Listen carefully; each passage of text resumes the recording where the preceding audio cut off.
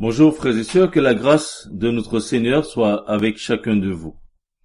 Aujourd'hui, le texte que nous allons voir se trouve dans Marc chapitre 9, les versets 2 à 13, et ce texte nous parle de la transfiguration de Jésus.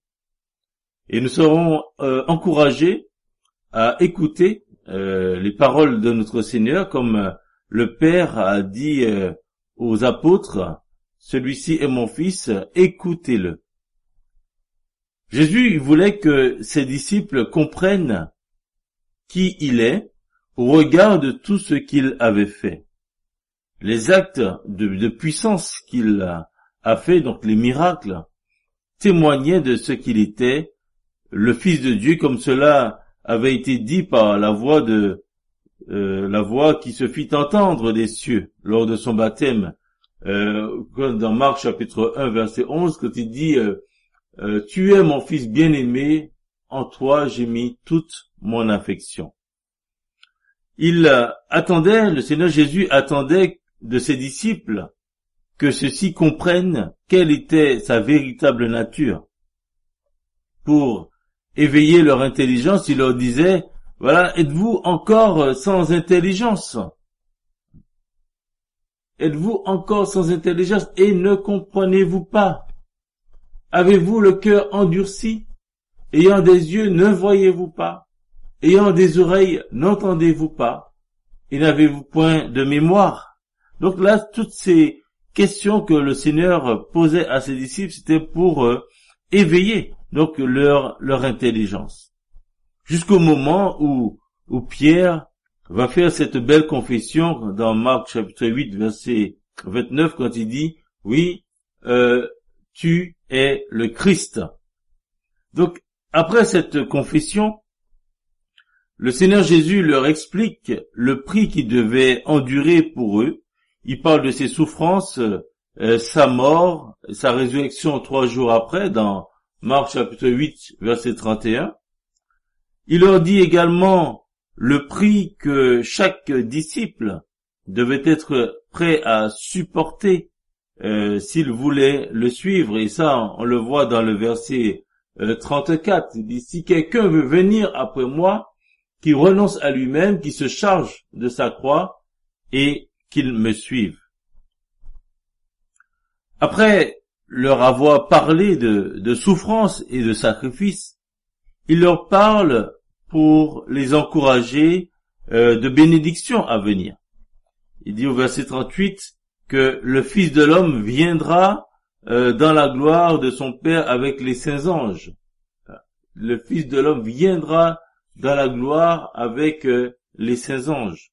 Après, il leur dit au chapitre 9, verset 1, que je vous le dis en vérité, quelques-uns de ceux qui sont ici ne mourront point qu'ils n'aient vu le royaume de Dieu venir avec puissance. Et donc, le texte que nous allons lire maintenant, Marc chapitre 9, versets 2 à 13, il dit donc 6 jours après, nous parle de cet événement de la transfiguration. Donc, faisons la lecture. Donc 6 jours après, Jésus prit avec lui Pierre, Jacques et Jean, et il les conduisit seuls à l'écart sur une haute montagne. Il fut transfiguré devant eux. Ses vêtements devinrent resplendissants et d'une telle blancheur qu'il n'est pas de foulon sur la terre qui puisse blanchir ainsi. Élie et Moïse leur apparurent s'entretenant avec Jésus. Pierre, reprenant la parole, dit à Jésus, « Rabbi, il est bon que nous soyons ici. Dressons 3 tentes, une pour toi, une pour Moïse et une pour Élie. » Car ils ne savaient que dire, l'effroi les ayant saisis. Une nuée vint les couvrir, et de la nuée sortit une voix. « Celui-ci est mon fils bien-aimé, écoutez-le. » Aussitôt les disciples regardèrent tout autour, et ils ne virent que Jésus seul avec eux. Et comme ils descendaient de la montagne, Jésus leur recommanda de ne dire à personne ce qu'ils avaient vu, jusqu'à ce que le Fils de l'homme soit ressuscité des morts. Ils retinrent cette parole, se demandant entre eux ce qu'ils entendaient par ressusciter des morts. Les disciples lui posèrent cette question, mais pourquoi les scribes disent-ils qu'il faut qu'Élie vienne premièrement? Il leur répondit, Élie viendra premièrement et rétablira toutes choses. Et pourquoi est-il écrit du Fils de l'homme qui doit souffrir beaucoup et être méprisé? Mais je vous dis qu'Élie est venu et qu'ils l'ont traité comme ils ont voulu, selon qu'il est écrit de lui. Donc les disciples ne s'attendaient peut-être pas à ce que la parole de Jésus allait s'accomplir aussi rapidement. À peine une semaine après leur avoir dit que quelques-uns de ceux qui étaient avec lui allaient voir le royaume de Dieu venir avec puissance, Pierre, Jacques et Jean vont assister à un événement qui aura un impact considérable dans leur vie, et donc c'est la transfiguration de Jésus. Et l'apôtre Pierre dit, même dans sa deuxième épître, il dit dans 2 Pierre chapitre 1 verset 16 à 18, il dit, ce n'est pas en effet en suivant des fables habilement conçues que nous avons fait connaître la puissance et l'avènement de notre Seigneur Jésus-Christ, mais c'est comme ayant vu sa majesté de nos propres yeux, car il a reçu de Dieu le Père honneur et gloire, quand la gloire magnifique lui fit entendre une voix qui disait, « Celui-ci est mon Fils bien-aimé, en qui j'ai mis toute mon affection. » Et nous avons entendu cette voix venant du ciel lorsque nous étions avec lui sur la sainte montagne. Donc, Pierre, par la suite, plusieurs années après, va rendre témoignage de cet événement. Et ce témoignage montre que cette transfiguration n'était pas une hallucination de leur part. C'est un événement qui s'est donc réellement passé lorsque Jésus était sur terre. Dans les versets 2 à 4, donc il y a une description de cet événement, de la transfiguration de Jésus. Transfigurer, c'est changer de forme, c'est être transformé. Donc Jésus s'est métamorphosé devant ses disciples. Au verset 3, on voit que ses vêtements devinrent resplendissants, il dit, et d'une telle blancheur qu'il n'y ait pas de foulon sur terre qui puisse blanchir ainsi. Matthieu nous dit aussi, comme il décrit cela comme ça, il fut transfiguré devant eux, et son visage resplendit comme le soleil, et ses vêtements devinrent blancs comme la lumière. Luc, lui, quand il raconte cet événement, il dit, pendant qu'il priait, l'aspect de son visage changea, et son vêtement devint d'une éclatante blancheur. Donc, les trois évangélistes parlent de cet événement et parlent de cette transformation de Jésus-Christ. Donc, que représente cette transfiguration? Je peux dire que la transfiguration de Jésus est une manifestation d'une partie de la gloire de Jésus. Il montre à ses disciples, donc ceux qu'il a choisis, la gloire qu'il avait auprès de son Père avant qu'il ne vienne sur la terre. Il leur montre comment il sera aussi lorsqu'il reviendra pour établir son royaume sur la terre. L'apôtre Jean rend témoignage de ce qu'il a vu lorsqu'il était sur l'île de Patmos à cause de la parole de Dieu et des témoignages de Jésus dans Apocalypse chapitre 1 versets 9 à 20. Et dans les versets 12 à 15, l'apôtre Jean rend témoignage aussi de cela. Il dit, « Je me retournai pour savoir quelle était la voix qui me parlait, et après m'être retourné, je vis 7 chandeliers d'or. Et au milieu des 7 chandeliers, quelqu'un qui ressemblait à un fils d'homme, vêtu d'une longue robe et ayant une ceinture d'or sur la poitrine.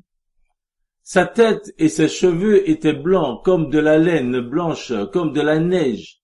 Ses yeux étaient comme une flamme de feu.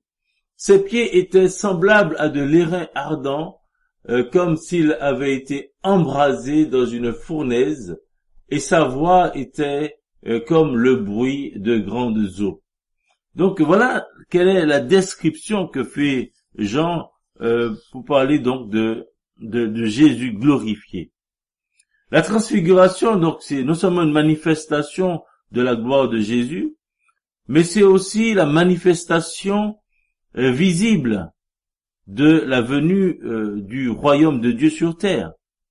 Donc, cette transfiguration donne une idée de ce que sera le royaume de Dieu sur la terre lorsqu'il viendra pour y régner pendant 1000 ans, selon Apocalypse chapitre 20, versets 4 à 6.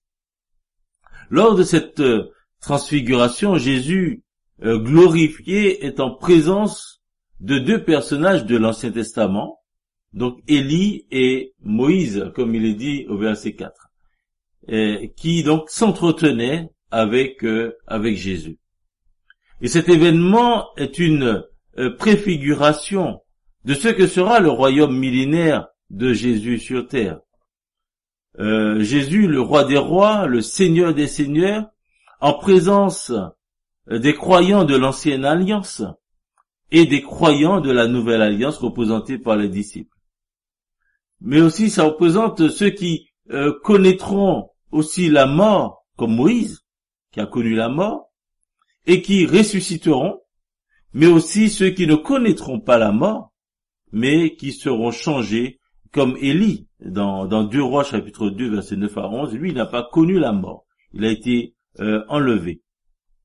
Et le but, donc, de la transfiguration de Jésus serait donc, à mon sens, d'affermir la foi des disciples qui venaient d'entendre que leur maître allait souffrir et mourir.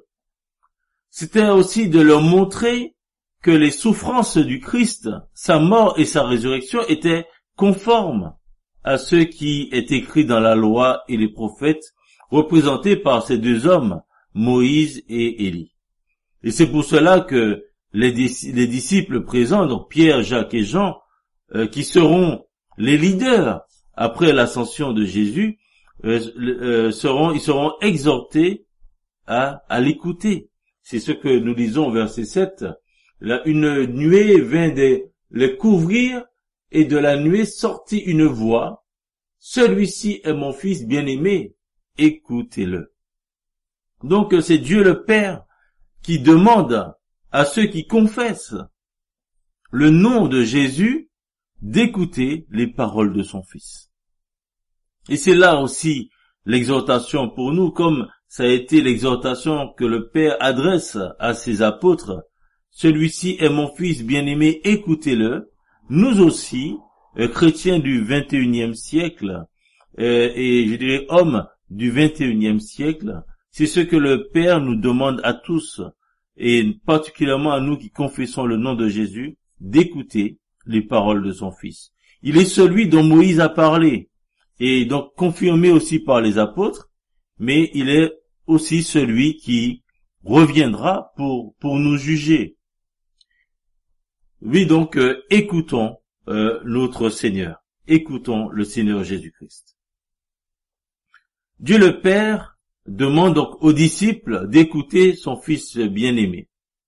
La première chose que le Seigneur leur demande, au verset 9, c'est de garder secret ce qu'ils ont vu jusqu'à ce qu'ils soient ressuscités des morts, jusqu'à ce que le Fils de l'homme soit ressuscité des morts. Ils devaient garder secret ces choses jusqu'à la résurrection de Jésus. Et donc les disciples ont obéi à ce commandement, et après la résurrection du Seigneur Jésus-Christ et après son ascension, qu'est-ce qu'ils ont fait? Ils ont dit que Jésus était le prophète annoncé par Moïse, celui qu'il fallait écouter. Dans Actes chapitre 3, versets 17 à 26, nous pouvons lire ce discours. Actes chapitre 3, versets 17 à 26. Et maintenant, frères, je sais que vous avez agi par ignorance ainsi que vos chefs. Mais Dieu a accompli de la sorte ce qu'il avait annoncé d'avance par la bouche de tous ses prophètes, que son Christ devait souffrir. Repentez-vous donc et convertissez-vous pour que vos péchés soient effacés, afin que des temps de rafraîchissement viennent de la part du Seigneur et qu'il envoie celui qui vous a été destiné, Jésus-Christ, que le ciel doit recevoir jusqu'au temps du rétablissement de toutes choses dont Dieu a parlé anciennement par la bouche de ses saints prophètes d'autrefois. Moïse a dit, « Le Seigneur votre Dieu vous suscitera d'entre vos frères un prophète comme moi, vous l'écouterez dans tout ce qu'il vous dira. Et quiconque n'écoutera pas ce prophète sera exterminé du milieu du peuple. » Tous les prophètes qui ont successivement parlé depuis Samuel ont aussi annoncé ces jours-là. Vous êtes les fils des prophètes et de l'alliance que Dieu a traitée avec nos pères en disant à Abraham, toutes les familles de la terre seront bénies en ta postérité. Et c'est à vous, premièrement, que Dieu, ayant suscité son serviteur, l'a envoyé pour vous bénir, en détournant chacun de vous de ses iniquités. Oui, en détournant chacun de vous de ses iniquités. Donc Pierre, il exhortait son peuple qui avait rejeté le Messie à se repentir et à se convertir pour que leurs péchés soient effacés. Et la conversion du peuple d'Israël aura pour conséquence ce temps de rafraîchissement et de rétablissement de toutes choses dont a parlé les prophètes, donc le règne de Christ sur terre. Mais malheureusement, Israël n'a pas écouté. Ce message nous est adressé également aujourd'hui. Repentez-vous et convertissez-vous pour que vos péchés soient pardonnés et effacés. Croyez que c'est à cause de vos péchés que le Christ a souffert et recevez-le dans votre cœur comme Sauveur et Seigneur, car c'est la seule condition si vous voulez participer à son royaume lorsqu'il viendra sur la terre. Donc, c'était là le message de Pierre et c'est le message qui est encore valable aujourd'hui. Écoutez le Seigneur Jésus comme l'avait dit Moïse, car il est le prophète qu'il avait annoncé. Moïse avait aussi annoncé que quiconque n'écouterait pas ce prophète serait exterminé du milieu du peuple. Et c'est ce que nous avons vu au verset 23. Quiconque n'écoutera pas ce prophète sera exterminé du milieu du peuple. On ne peut pas être membre du peuple de Dieu et participer à son royaume si l'on ne croit pas en Jésus. Et c'est ce que le Seigneur il dit, celui qui croit au Fils a la vie éternelle, et celui qui ne croit pas au Fils ne verra point la vie, mais la colère de Dieu demeure sur lui. Donc Jésus, il est venu pour délivrer l'homme de la colère de Dieu. Il est venu pour cela. Donc rejeter Christ, ne pas l'écouter, c'est vouloir demeurer sous cette colère. Ce qui attend ceux qui ne veulent pas écouter, on le voit dans Apocalypse chapitre 21, verset 8. Il dit, mais pour les lâches, les incrédules, les abominables, les meurtriers, les débauchés, les magiciens, les idolâtres et tous les menteurs, leur part sera dans les temps ardents de feu et de soufre, ce qui est la seconde mort. Voilà, donc, si vous ne voulez pas écouter, vous irez dans cet étang ardent de feu et de soufre. Mais, donc oui, frères et sœurs et chers amis, écoutons les paroles de notre Seigneur, car c'est lui aussi qui reviendra pour nous juger. Et dans les versets 11 à 13 de notre passage, je me souligner cet aspect.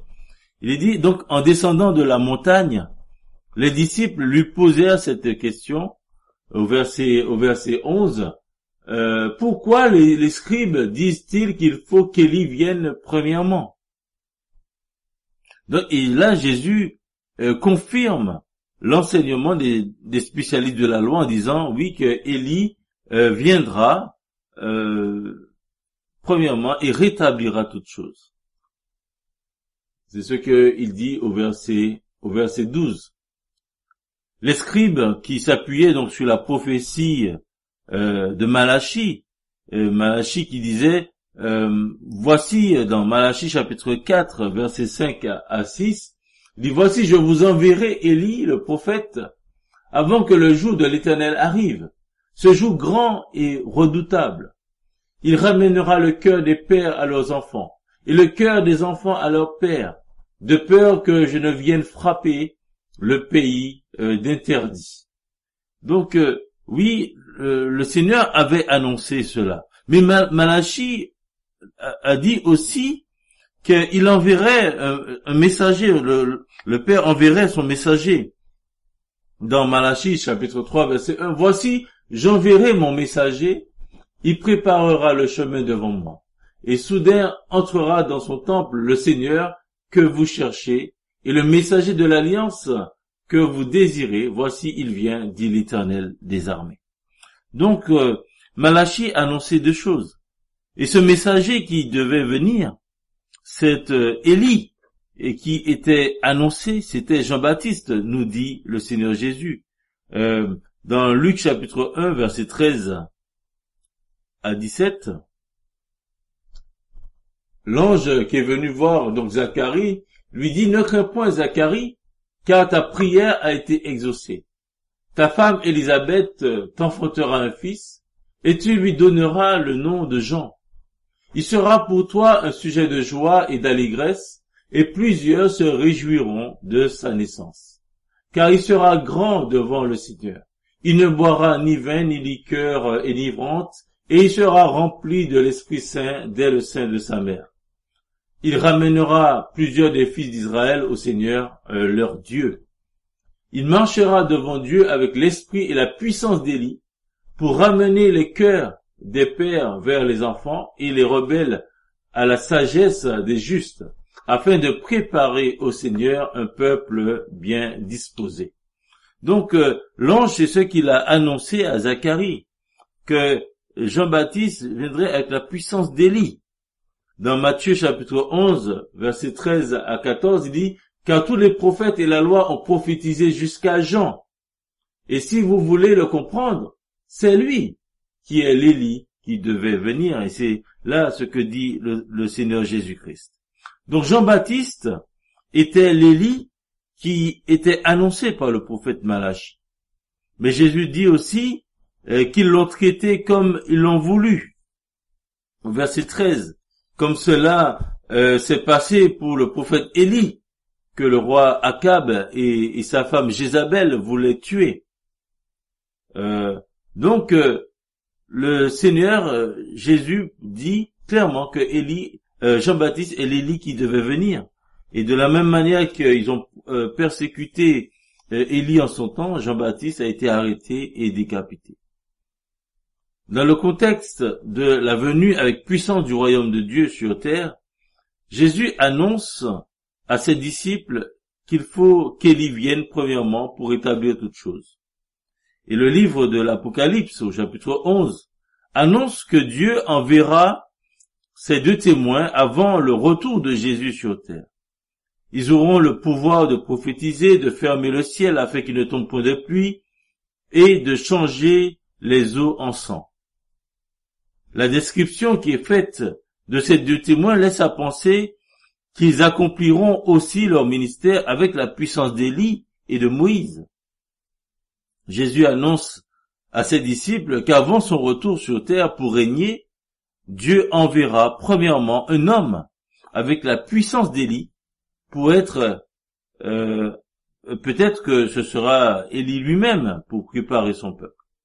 Et la seconde venue de Jésus sur terre est appelée par les prophètes de l'Ancien Testament le jour de l'Éternel, ce jour grand et redoutable que nous dit Malachie.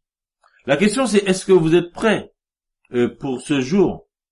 Et si vous êtes en Christ, si vous l'avez reçu dans votre cœur comme Sauveur et Seigneur, vous n'avez pas de crainte à avoir puisqu'il n'y a plus de condamnation pour ceux qui sont en Jésus-Christ, nous dit Romains chapitre 8 verset 1. Mais pour nous chrétiens, qu'en est-il de notre service pour la gloire de notre Seigneur? Oui, le Seigneur revient pour faire connaître la qualité de notre œuvre. Et c'est ce que l'apôtre Paul il dit dans 1 Corinthiens chapitre 3 versets 9 à 15. Car nous sommes ouvriers avec Dieu, vous êtes le champ de Dieu, l'édifice de Dieu. Selon la grâce de Dieu qui m'a été donnée, j'ai posé le fondement comme un sage architecte et un autre bâtit dessus. Mais que chacun prenne garde à la manière dont il bâtit dessus. Car personne ne peut poser un autre fondement que celui qui a été posé, savoir Jésus-Christ. Or si quelqu'un bâtit sur ce fondement avec de l'or, de l'argent, des pierres précieuses, du bois, du foin, du chaume, l'œuvre de chacun sera manifestée, car le jour la fera connaître, parce qu'elle se révélera dans le feu, et le feu éprouvera ce qu'est l'œuvre de chacun.